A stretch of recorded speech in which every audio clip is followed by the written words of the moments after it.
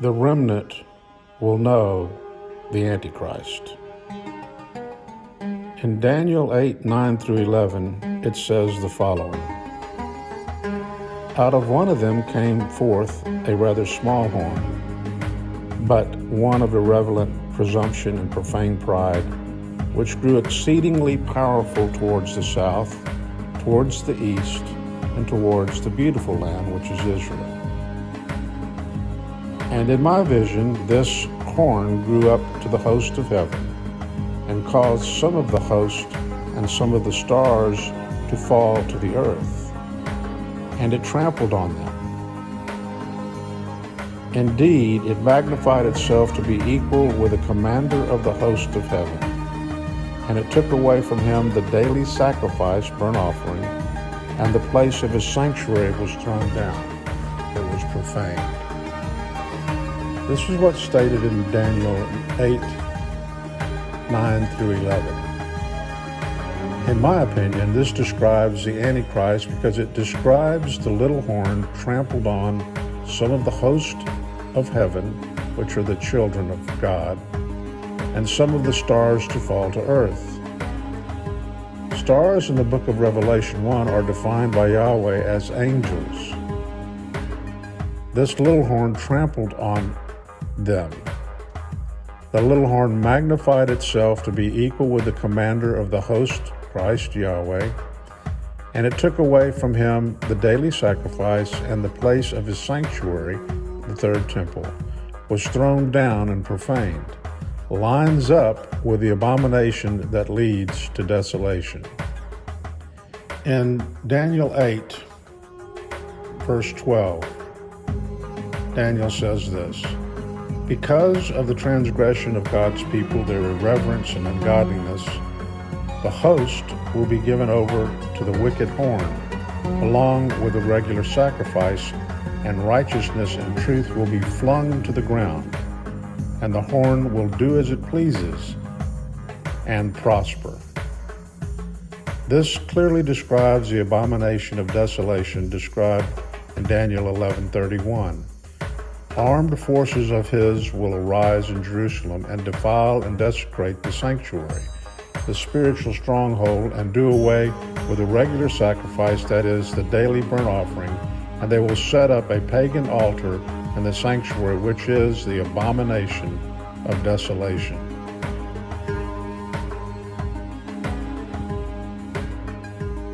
Then Daniel says this in Daniel 11:36 and 37. Then the king, the Antichrist, will do exactly as he pleases.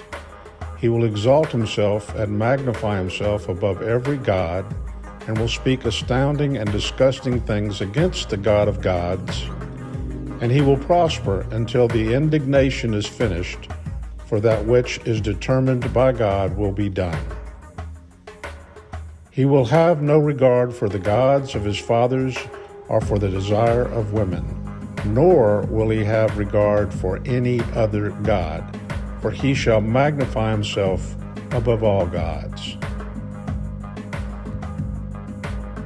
Then Daniel says in chapter 12, verse 11, from the time that the regular sacrifice, that is, the daily burnt offering, is taken away, and the abomination of desolation is set up, ruining the temple of worship for the true God, there will be 1,290 days. So now let's look at Mathew 24 and see what Yahweh has to say about this. In Mathew 24:15, the Lord says the following. So when you see the abomination of desolation spoken of by the prophet Daniel standing in the holy place, then let those who are in Judea flee to the mountains for refuge. Whoever is on the housetop must not go down to get the things that are in the house, because there will not be enough time. Whoever is in the field must not turn back to get his coat, and woe to those who are pregnant and to those who are nursing babies in those days. Pray that your flight will not be in the winter or on a Sabbath, For at that time there will be a great tribulation, such as not occurred since the beginning of the world until now, or will ever again. And if those days of tribulation had not been cut short, no human life would be saved. But for the sake of the elect, God's remnant chosen ones, his remnant, those days will be shortened. Yahweh says they flee to the mountains. The mountains of Israel are in Jordan currently. They are the area of Petra. That is the mountains where they flee to for refuge. And Yahweh has promised to set up a refuge place in Edom for his remnant to reside in during the Great Tribulation, where they will be protected supernaturally by Yahweh himself. So these remnant that flee from Jerusalem absolutely know who the Antichrist is, and they are fleeing from his reign of terror, and they flee to the refuge place prepared by Yahweh for his remnant.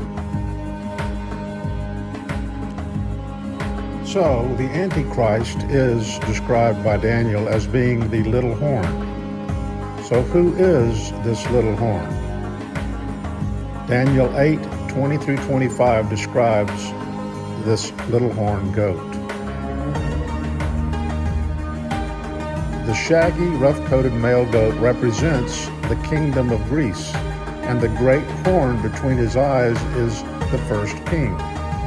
Regarding the shattered horn and the four others that arose out of its place, 4 kingdoms will arise from his nation, although not with his power and heritage. At the latter period of their reign, when the transgressors have finished, a king will arise, insolent and skilled in intrigue and cunning. His power will be mighty, but not by his own power, and he will corrupt and destroy in an astonishing manner, and he will prosper and do exactly as he wills. He shall corrupt and destroy mighty men and the holy people. And through his shrewdness, he will cause deceit to succeed by his hand. He will magnify himself in his mind. He will corrupt and destroy many who enjoy a false sense of security. He who also stands up and opposes the Prince of Princes. But he will be broken, and that by no human hand, but by the hand of God. That's Daniel 8:20 through 25. So the remnant will know who the Antichrist is. Daniel has clearly defined the character of this little horn out of Greece. Here are the character clues given in Daniel's prophecy.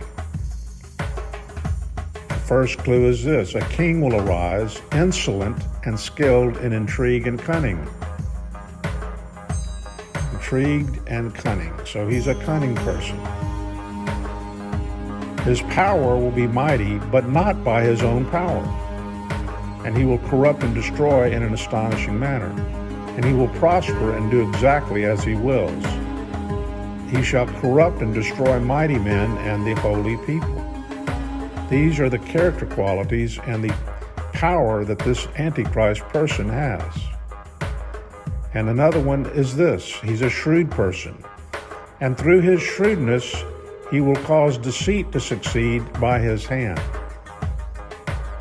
And here's some more character qualities of this Antichrist person. He will magnify himself in his mind. He will corrupt and destroy many who enjoy a false sense of security. He will also stand up and oppose the Prince of Princes. But he will be broken, and that by no human hand, but by the hand of God. That alone tells us what happens to this Antichrist in the book of Revelation, where he and the false prophet are thrown alive in the lake of hell.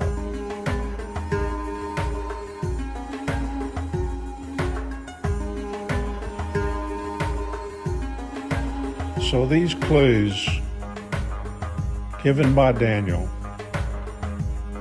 supported by scriptures in the book of Revelation and in Mathew give the remnant a clear vision of who this man is. And he will be seen on the face of the earth in the end times, and everyone will know who he is, but he is deceitful, and he deceives many. But his remnant will know who he is, and God, through his scriptures, promises to protect them from his wrath.